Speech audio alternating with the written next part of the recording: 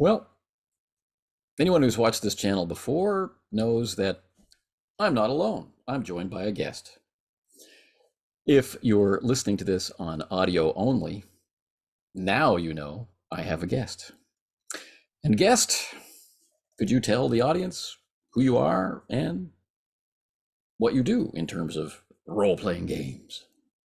Hey, so I'm Daniel Jones, and I have been in love with role-playing games since I was, 11 years old. The basic, at this point, worn-out story of little kid discovers D&D on the playground, and it takes over. It's one of those things off and on. So I fell in love with basic when I was a kid, and played off and on through the years, and then like so many of us, decided that I could create my own thing, quote unquote, which of course starts off with home brewing. And then so by the time I'm probably 18, 19, I decide to quote unquote make my own, but I have no idea what I'm doing. So years of floundering, trying to make my own, making huge mistakes, and then sometime in college is when my brain had gathered enough info from other RPGs to get a good idea of how to build a new car, right? So Right. so then I through the years had multiple iterations, and now have my own role-playing system that I've been using for over a dozen years, in its current iteration. And it's now called Primeval Fantasy. And the goal of it is twofold. On the subgenre end, it's to have a genre of fantasy which is deeply, primeval, primordial, and escaping the modern world, escaping all of the trappings of D&D, which I consider to be modernic fantasy, which is my own nemesis. And the other side of it is with the system itself, which is methodology and mechanics to help the player's imagination to escape all of the meta and just to focus on being that character in that other world. And so that's where I am, and that's what I want. Right on. And that's kind of the impetus or the nexus that brings the two of us together to talk today. I had to it's been a little bit of a struggle for us to get together, but let's get into it. Like you, my default experience that I desire is that in character experience. Even as a game master, I'm hoping that there will be periods of play where there will be enough interaction that whatever NPCs I get to inhabit will, connect with me in such a way that I get to have that player side experience as well. So, not running crowds of onlookers, or talking plants or whatever, but other characters who are there, not in the game master PC sort of way, but in the interacting with other humans through the filter of the character, through the lens of who that character is. I get a real enjoyment out of that. So when we arranged for this conversation, the premise that we brought forward was to talk in practical terms about how we as game masters can communicate with the people running characters to help foster attention leading to, rich imagination, and if everybody's lucky, on into an immersive experience. And, so I think maybe a great place to start would be to talk about what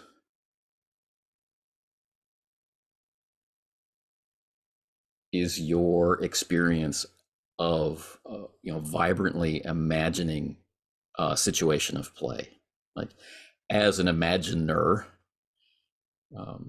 How does your imagination manifest for you? Right. So so we can get into like what does it for me, and there's also the topic of what can a GM do for the players, and what can the players do for each other. So Right. yeah, where's the best place to start on that question, do you think? Well, I thought if we start with our own experiences, Mm-hmm. then that's like the baseline of how we conceive of what the experience is. And then from Gotcha. that, we're adding more details as we get to know the people that we play with.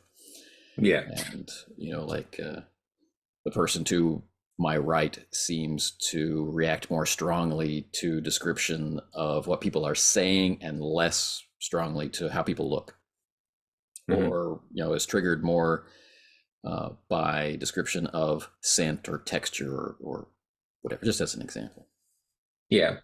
So for me, um, it really is about, I guess, like the group that I'm playing with. So everyone um, wanting the same thing, that matters. That matters significantly.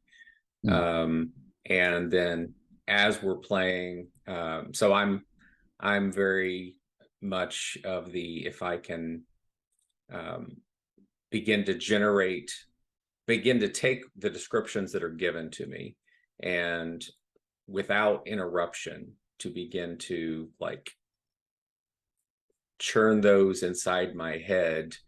And the without interruption part is really important. So, in every game, wherever you are on the different spectrums, you're going to have, you know, some descriptions of dungeons or settings or monsters or whatever. Um, but what damages my ability to really delve into that is for someone to give that kind of description and then to suddenly start, making jokes, or to suddenly, break out of the stream that's, Sure. being poured down the mountain.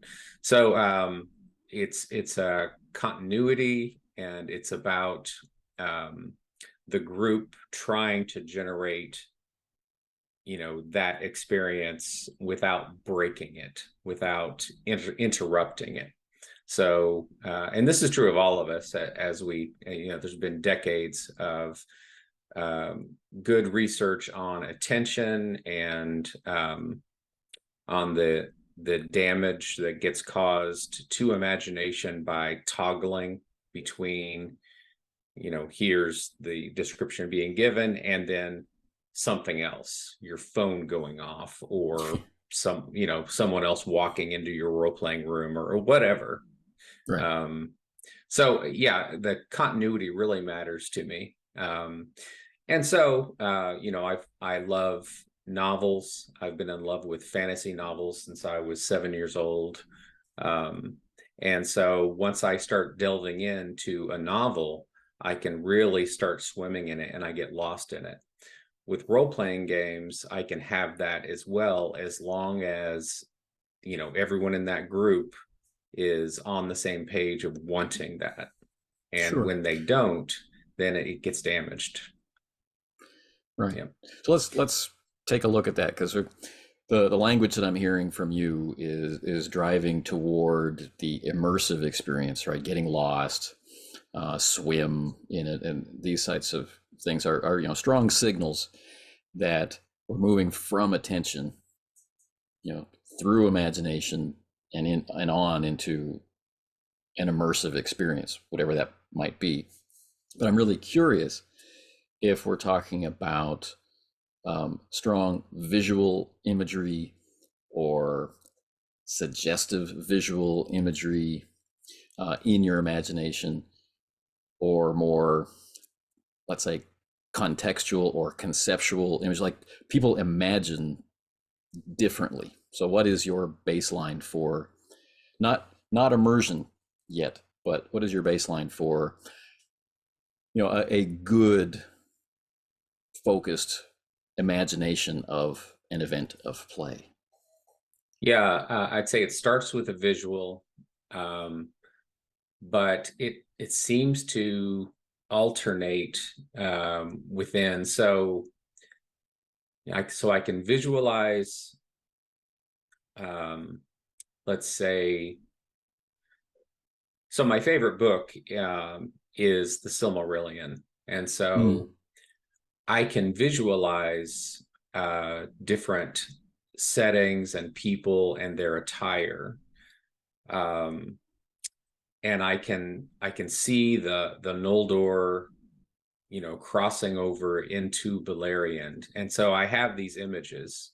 right. Um, but then that only get that's like the introduction to my psyche is that imagery when it's well written and when it's well drawn. So take the works of John Howe or Alan Lee, um, and I've had those surrounding me physically for decades, those two artists, but after that, then it's the context, and then it's the way that they speak and the way that they think, and their worldviews that come out. Mm, And so it's so to answer your question, first it's the visual, and then it's the their worldview remaining unbroken, their manner of speech remaining untainted by modern speech. And right. so when we look at like fantasy novels over the past, let's say 40 years, so there's a significant change that occurs.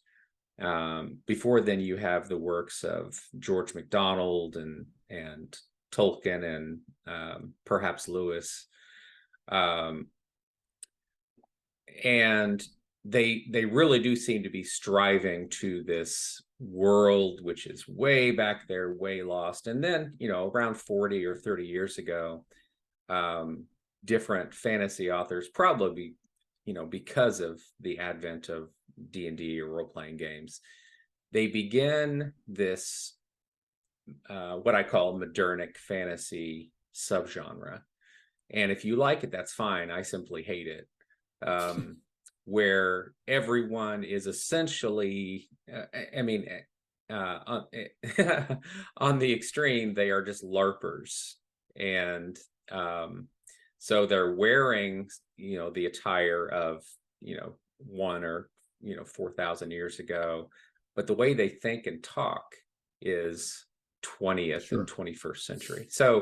So that damages it for me. So Sure. I hope that answers your question. So first visual, and then the context of the world and the way everyone Right. reacts in the world. Yeah, The visual is your entry point, though. It's it the is. primary sense, and a lot of people, I think, Yeah, um, feel the same way.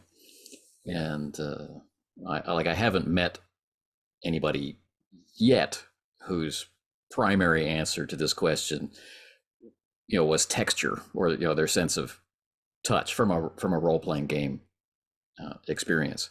But I have met people who, like, when reading Tolkien, for example, or digging into Arthur, their first experience of a vivid, and I'll use the word imagination because that's pretty much what we have, was a vivid sense of the seasons, of the temperature, of the coolness or the warmth of the land, rather than imagining the green and pleasant land, or Hmm. the war torn countryside.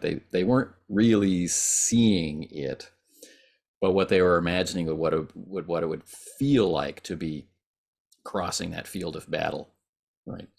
Uh, Through their sense of heat and cold and the sensation of light on your closed eyelids and things like this. So I found that to be a very fascinating entryway into that strong imagination that through attention and being allowed to let it blossom on into immersion.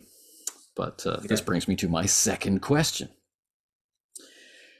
which I think of in my head as bidden or unbidden. This sense, right? This imagination, this strong sense of imagination. I'm assuming that as a kid, these things came on unbidden, right? You're aware after the experience was over that it had happened, or maybe during the experience, you're like, "Wow, this is awesome." But Mhm. maybe not sitting down as a 7-year-old or as an 11-year-old and saying, "And now I shall immerse myself." Oh yeah, yeah. What a great way to prevent it from happening. Yeah, I will yeah. now not do the thing. Right. That's like going to the store and saying, "Well, I'm going to fall in love today." No, Yes. you're guaranteed not now. Yeah. Is it Whatever you? else Is was it going to you? Is it happen. you? Yeah. Right. Yeah. Now it's not going to happen. Yeah. Awesome. But now, having had the experience, being aware of the experience, having developed a strong preference for the experience, and having spent time considering what works for and works against you and your players, being able to achieve that experience, bidden or unbidden. Yeah. So that's interesting because what I came to realize is that um, saying it's totally unbidden would be misleading because we realize that the way that we play, the things that we do, the system we use, all these elements really do matter. And so there Hmm. is an intentionality going on. We are specifically doing X, Y, and Z, and specifically avoiding A, B, C, D, E, F, G, right? Sure. So there is there's a method to the madness when it comes to role-playing games or any art, any novel you read, the author, if we're talking about a good author, then they actually are very intentional about what they're doing. The better the Right. author, the more intentional, the more they've tweaked their craft to get the specific thing. So as far as what experiences happen during role playing sessions, there's some randomness to it, of course, right? You Yeah. can't just flip a switch. There's not a formula where all of a sudden you're guaranteed to have this deep experience. It's going to ebb and flow, right? It has Right. to. Our Yeah. our psyches aren't that rigid. Yeah. But there is intentionality. There is we're doing it for and with these specific intentions and tools. Yeah. Yeah. Um, there was a point a couple of years ago now.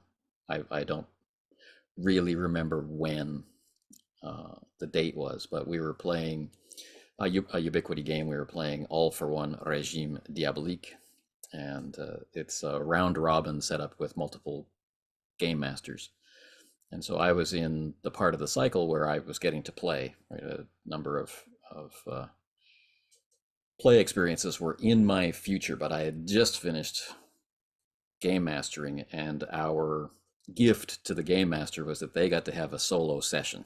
Right, so you finish your run of sessions, and then you have a solo session, and then you go on from that into the rest of the cycle. So I was pretty excited getting to play this game that I love, but it's on Google Hangouts, which was never the best experience in terms of like audio quality. And you remember, maybe I don't know if you remember, but how it would switch view from the person who was speaking, and No, sometimes flicker.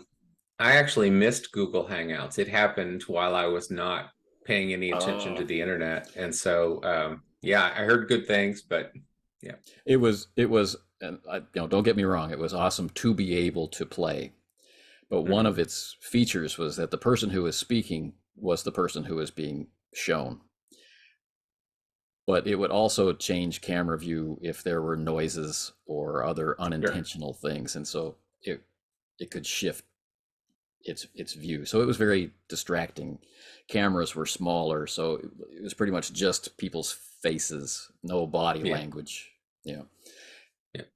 all mono. So all the audio is compressed down together. So if two people were speaking at the same time, it's really difficult to hear what was being said.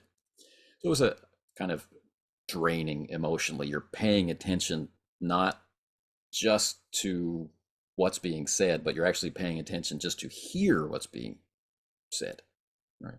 So not to look a Mhm. gift horse in the mouth, but a highly or vividly imagined session or immersion did not seem to be in the cards. It was like, well, I'm just going to put that, and reserve that experience for my face-to-face groups and just enjoy Yeah. being able to connect with these people. Yeah. Except there I was leaning in very close to my computer, trying to hear, trying to reduce the echoes, trying to ignore the annoying parts of the screen, and Mhm. found myself standing, visually in the streets of Paris. And I Mhm. could I could hear the sounds almost, right, and Mhm. smell what was being described, and see the people that were communicating with me, in my imagination. Never would have expected it to happen. And what was even Mhm. more surprising was that there was a lot of rapid switching back and forth between in character play and out of character play. And I was still able to get back into the imagination. And if that stretch was long enough of imagining, then there was that immersive sense of not really being aware of time passing. Right. And then, a die roll would come along, and then we're back to more mundane play. So not seeing with my eyes, but in my mind's eye, having vivid visual imagination of the scene. Complete surprise, total gift. Bidden or unbidden, I've done a lot of work to be able to focus my attention. I've done a lot of work to set up procedures that I think help people uh, focus on the character layer of play. None of those things were going going on at the time, and Mhm. I think it was really interesting. Yeah. Yeah. Yeah. My desire to attend to the events pushed me over that hurdle and reminded me of what it was like to play as a kid when I knew nothing about ways to play, and it was kind Mhm. of it's been a benchmark experience for me. And I think what causes me to ask this, is it's even though you have tried to better facilitate an attentive or immersive experience, does it still come on unbidden? Yeah, I'd say that the heights of it, there is some level of randomness that's involved. So yeah, sure. And then of Yeah, course, it's going to alternate, and it could also, could be affected by so many things that are unchartable and certainly uncontrollable, like the mood of player number three, who isn't, even if she's not disrupting anything. Let's say that she's not doing anything that you could point to, right? right, Her mood could be affecting everyone at some little level that is like pulling us out and we don't even know it, or some, whatever. right. And For there's so example, many being things that we being can't. more audience than participant, Oh is yeah, is one thing. yeah, that would be a three striker right there. For us, yeah. But yeah, so yeah, you're right. There is some level of randomness, but we should still do all we can Oh, definitely. to Yes. make the right setting to encourage it. Yeah. Yeah. So, in practical terms, these days, we have been playing Call of Cthulhu. Hmm. And uh, the reason for doing that was just the first player in the campaign said, I've never played Call of Cthulhu. Do you mind running it? And that snowballed into, well, let's run it in let's run it for us. Let's run it the way that we enjoy to play, right? And even though it's going to be recorded, let's see what happens. And so there are sessions where we play with just one player, and there's sessions where we play with two players, and sessions where we play with three players, and to help ourselves, I guess, explore through online play um, the effect of playing in this way, compared to playing around the table. Hmm. And the selection of system, which you mentioned earlier, is one of those things, right? We could be playing with a system that demands a lot of us, and so therefore we're limiting ourselves to less time that is uninterrupted. Hmm. But because we're using BRP, there's a very clear way to assess what a character can and can't do, and when we really need to call for a roll or something like that, something that's operating on a different level, not the character layer, but the system layer Hmm. or the player layer. And so, in terms of description, one of the things that I try to do is give voice to the character's senses Hmm. rather than having me, Anthony, talking to Ivan, the player, about what their character sees. If that makes sense. Does that make sense? Hmm. Yeah. So you're talking about describing a setting. Um, so like any novel writing, you're giving a description of what they can see, hear, smell, etc. Right? For Yeah, example, as opposed to what? well, let's say the character walks into a room, and Hmm. let's say it's not a room over which they have any control or awareness. So they're not going into their room, right? Where they might talk about going over to their desk and taking, they know what's on their desk, right? It's on Yeah, them to be imagining that. yeah, Instead, we're going into a space that they are unprepared for. They don't know it's there, so it's on me to describe. Right? right. I could say, right? I open the door, right? So I could say, as you are standing in the doorway, what you see is right a rumpled bed with a crimson, throw pillow on top of it, and wine bottles scattered next to it across a wooden floor, and there's a pile of clothes and one like I talk about what they see, Hmm. or they say I open the door, and I could simply tell them, right, they're right next to the bed, right. So the first things out of my mouth are next to the bed, wine bottles lay scattered, some leaning up against each other, some independent, right? Some rolled up against the rug, right? A throw pillow, right, tossed, right, with disregard on the rumpled bed.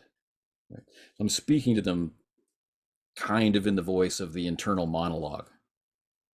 Hmm. If you see what I'm saying, it's a subtle thing, but I find it has snowballing effects, right? Like planting ideas of visual or auditory or other sensory imagery directly into the head without the intermediary of you see this, you hear this, right? You think this, you feel this, Okay. that kind of thing. Hmm. How about you? So I guess I kind of follow the, when you step into a room, our what our brains do is grab the global first, Right. and then it zooms into whatever happens to like naturally grab our attention. Right. The So fire on yeah, the right. Yeah, if right, there's the if dead body. something's yeah, right. Yeah, we immediately we grab the global. Okay, here's a room, and based on the urgency of the anomaly, your brain immediately goes to it. Right. So like in your description, if there was a bed that was made normally, it's not worth any of our attention. Right. But if there's a bunch of junk piled on it, the brain doesn't expect that. And so we would immediately like grab to it. We'd attenuate to the unusual. That's how Right. we survived, through evolution, right? So yeah, I guess that's what I do is I immediately zoom into what I presume their brains would zoom in on. Right. Yeah. And then when this is related to character, Mhm.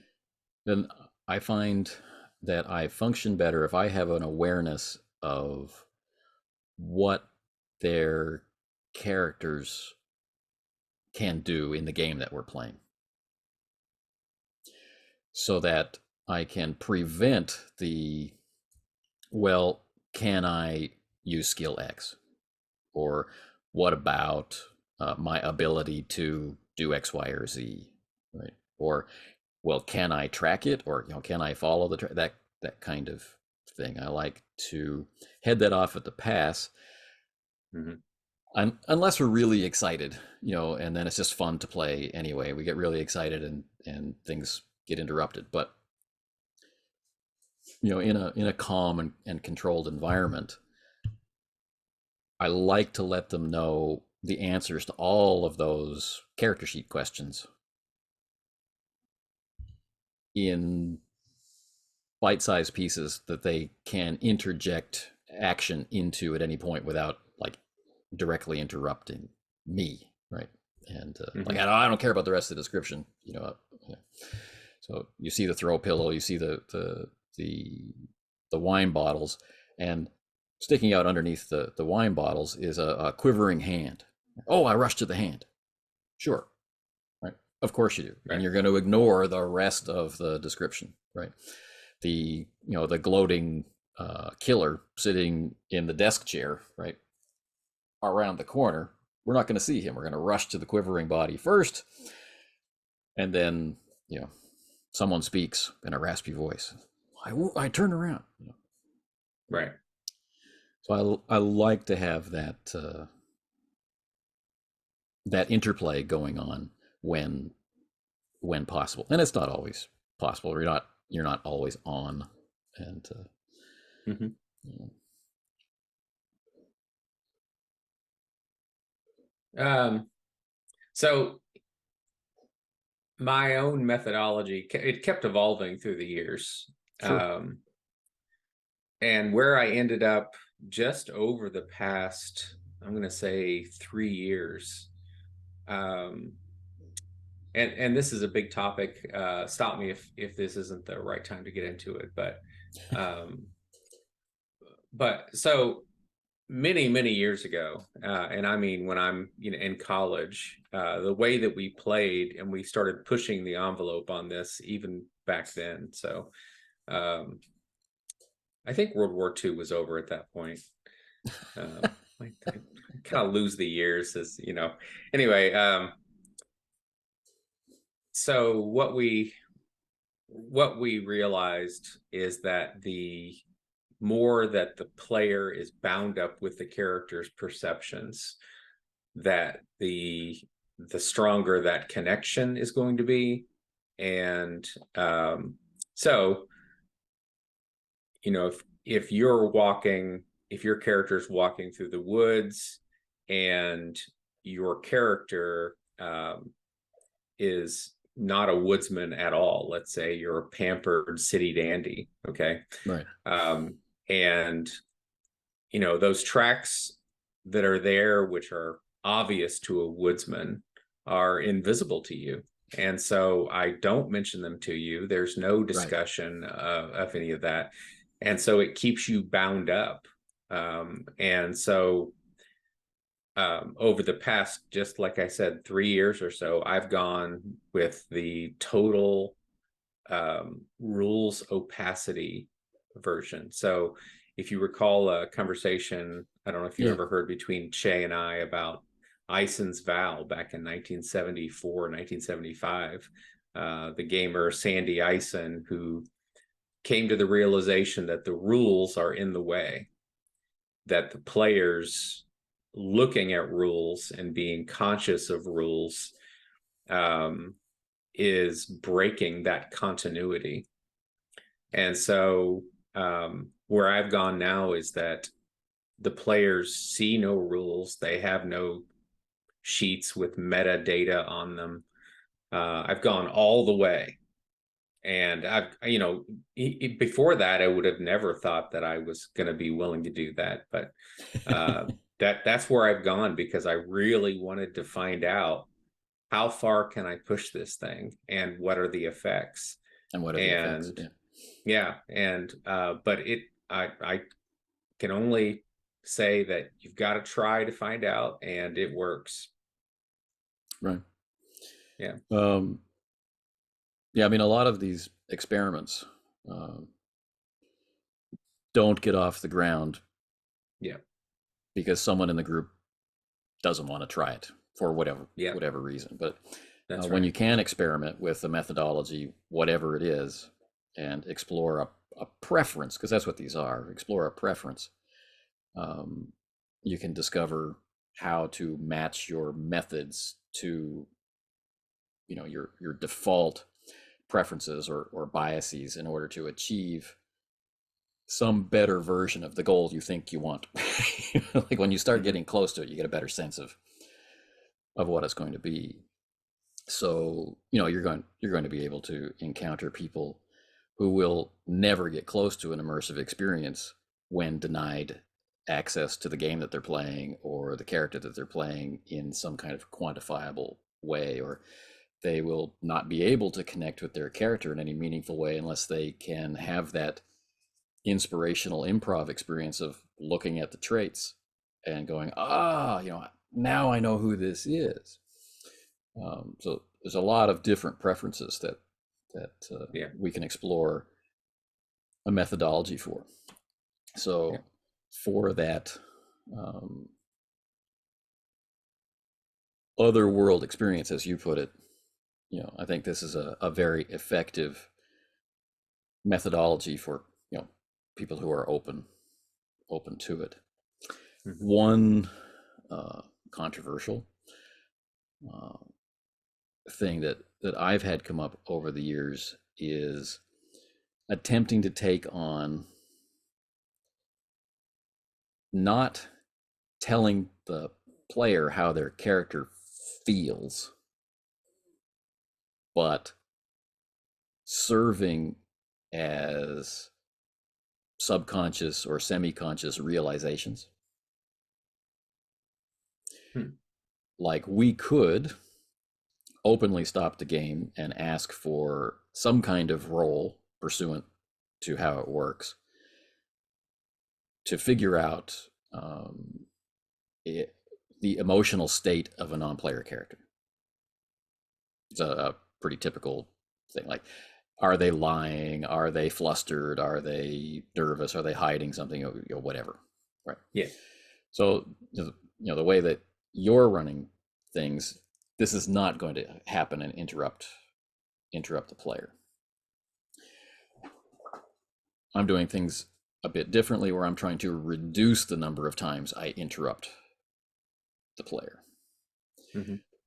So there'll be a point where I assess that the character is fully able without a role to be able to answer this question.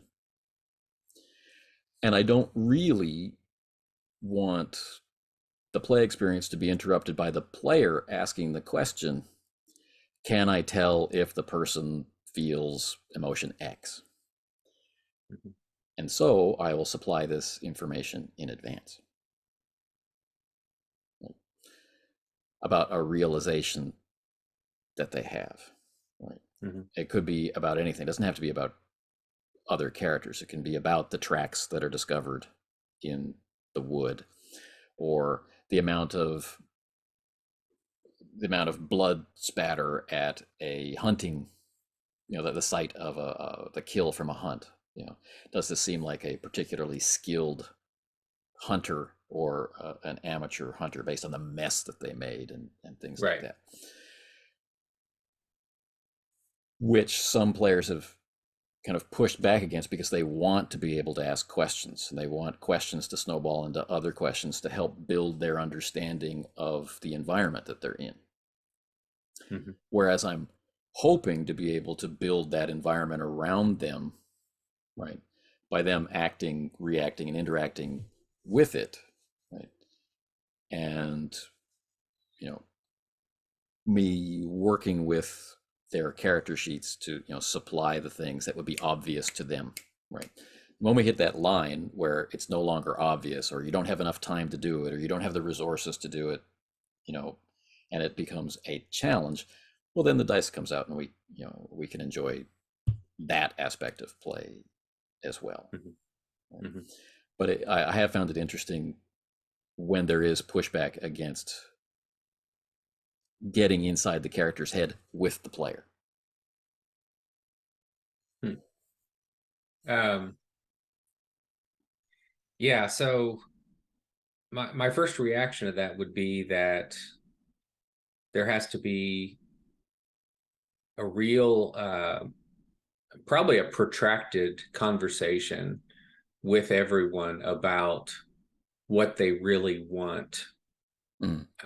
and specifically. So, like you pointed out, like I really liked your distinction between um, immersion versus engagement. I thought that was very useful.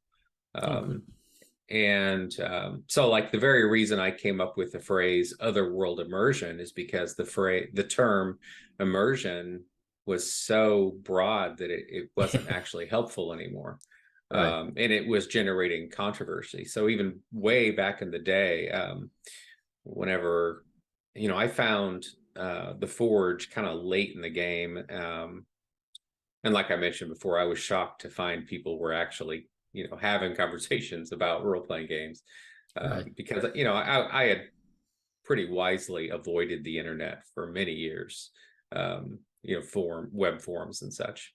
Um, but yeah, so immersion itself is not a helpful term. Yeah, Right. Immersion so in. yeah, what are you talking about? You talking about football? You talking about soccer? What are you talking about? Yeah. Um, so yeah, the engagement is useful, but back to people giving pushback. What precisely are they objecting to? Are they objecting to the absolute unity of mental perspective? Are they thinking that the method is somehow taking something away from them? I would have to hear what they're objecting to and why. What's Right. pushing the objection? I mean, the pushback Yeah. is kind of the same, in that it's resist. I don't like this thing. The reasons are varied. Okay. Whether it be some version of the agency argument, or just habituation. you Yeah. know, Play has been, okay, you enter a clearing in the woods, and the first thing that is obvious is, the carcass, the remains of a carcass. A hunt has happened here. And then description stops. And then people start looking at their character sheets and say, okay, well, I'm going to use my survival skill to, right, this is Right. just habit. Or maybe they Yeah. don't. Maybe they don't default to pure game speak. Maybe they do describe, well, I go over and examine the ground around the carcass. It's the Mhm. same thing, right? But they want to be able to control the the pace and direction and quantity of realizations, Hmm. rather than the game master filling them in, right? With, there's a carcass and it seems to have been butchered by an amateur hunter, Hmm. with however amount of description suits the group. Hmm. And Okay. the third major category of pushback is when you have, like, the people I play with now, we're all content to imagine separately. So the type of description that I give is to help us unify the character perspective without coloring what you imagine, if that makes sense. So distances are made clear, or materials are made clear, or some particular distinguishing mark like a scar on a face or glasses or hair or no hair, that kind of stuff. Some kind of distinctive thing that will help us all recognize that thing again in the future. Hmm. But the overt unification of every aspect, every imagined detail is not done. The flip side of that, of course, is where we must externalize everything so that everybody's imagining the same thing the same way. Hmm. Yeah, that's hard because I mean, there's a line in the sand that's going to affect different people differently. We definitely Yeah, don't want a disparity to occur. I describe this room or the side of the hill so vaguely that everyone starts getting their own picture, because what's going to happen then is they're going to start acting on their interpretation, which may be at total odds with someone else. right. And then Um, right. This is yeah, a and then you player have a skill have a thing. mess. Yeah, Yeah, yeah. So yeah, I can see them wanting just a sketch so they can fill in.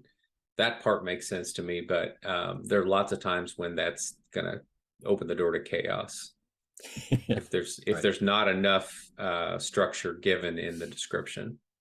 right. But Yeah. putting player skill to the side, the idea Hmm. of helping facilitate imagination. Hmm. Um, where are these lines?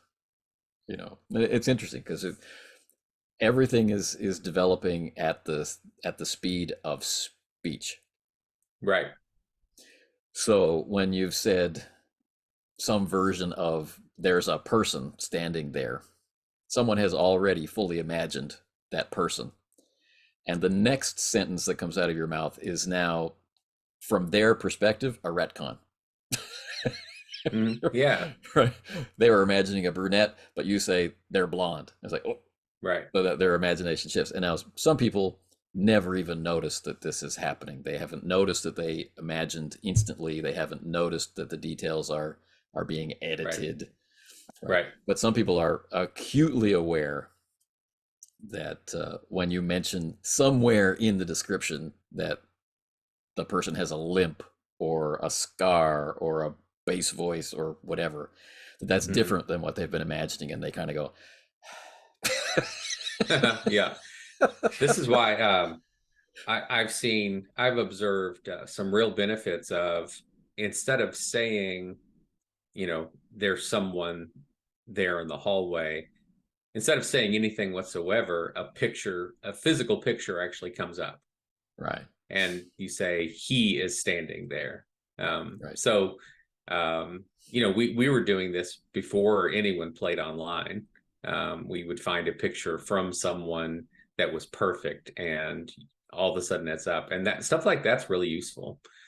right, Or even for scenery, picture is worth 1,000 words, especially if the author is a terrible author.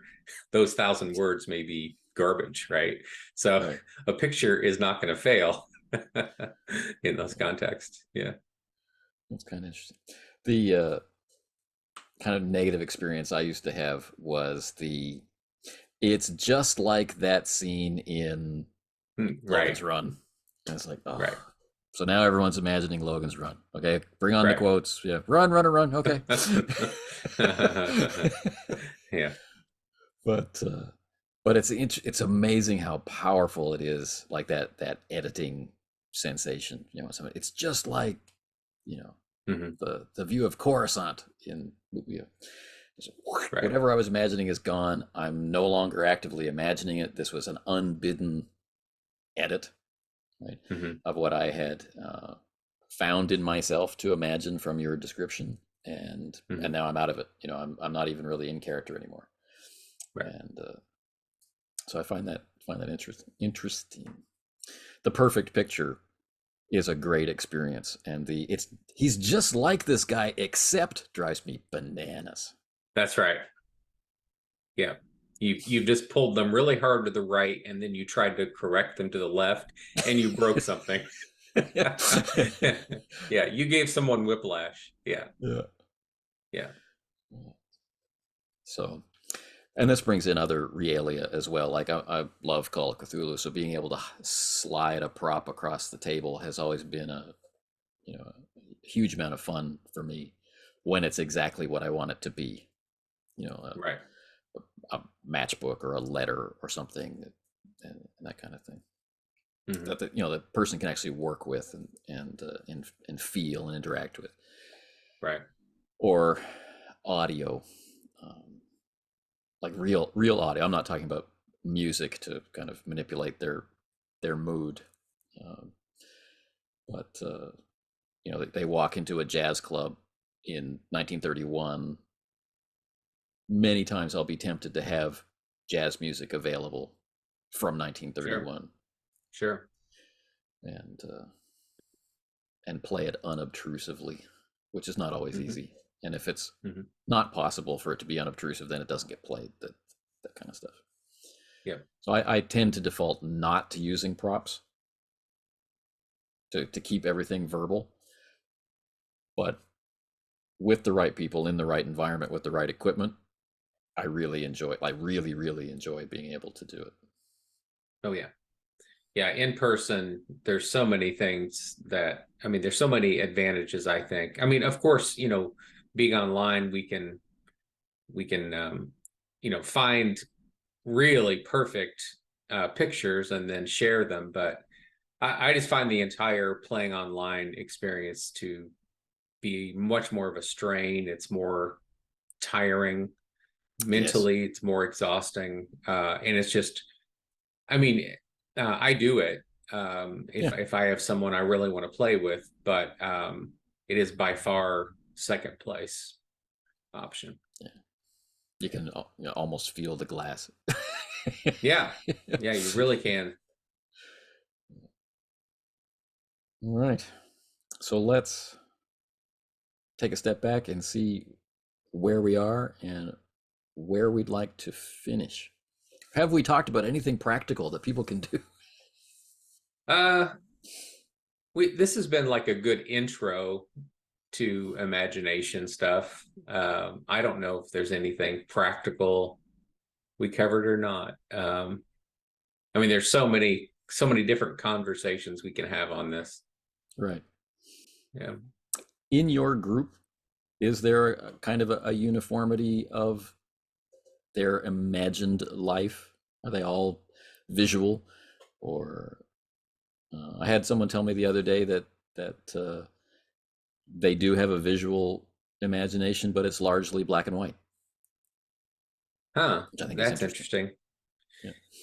Yeah. I'd say that that's true of my dreams, and many people report that their dreams are in black and white. But when I imagine scenarios, they are generally quite colorful. Yeah. Um, so yeah, I don't know. I guess that everyone I play with is highly visual. Lots of artists, visual artists, and writers. It's funny that so many of my gamers are visual artists. They're painters and artists. Um, I myself have no such skill. I'm very much bound up with words. Yeah. I like communicating with words, and I'm not a visual artist Hmm. by any means. And and the people I play with, they sound like me, but we have talked about how we imagine, and we have a lot of visual imaginers in the group. But what we imagine visually is different. Hmm. Like characters in sharp focus, but the setting being in a soft focus. Right, the details of the walls or the floors are less important to this player, but they're more important to Sure. this other player. Yeah, that makes And sense. the imagining how people sound when they talk, and whatnot. It's really interesting. I haven't Hmm. played with anybody who is incapable of forming mental images. Yeah, I don't know if anyone I've ever talked with anyone who has claimed that. I've talked with them, but I haven't played with them. But I have played with people who don't imagine. Like they process the information that's being presented to them, but they simply don't bother to add in the mind's eye component of imagining what that would look like. They simply Hmm. conceive of what it is, right? The person is standing 5 meters away, right? And I'm going to take this action, or I'm going to communicate with them in this way, or I'm going to try and flee the scene, or whatever. They're thinking about their decisions, and they're thinking about their actions, reactions, and interactions without needing to or wanting to or ever having considered imagining. Hmm. It's I pretty find interesting. that a sad uh, mental world. I would be sad if I lost that. Yeah. If you lost it, but if you'd never had it Oh and the yeah. game was still fun, I guess it doesn't really matter. Huh. But Yeah. but it is interesting to have this conversation and realize the disconnection.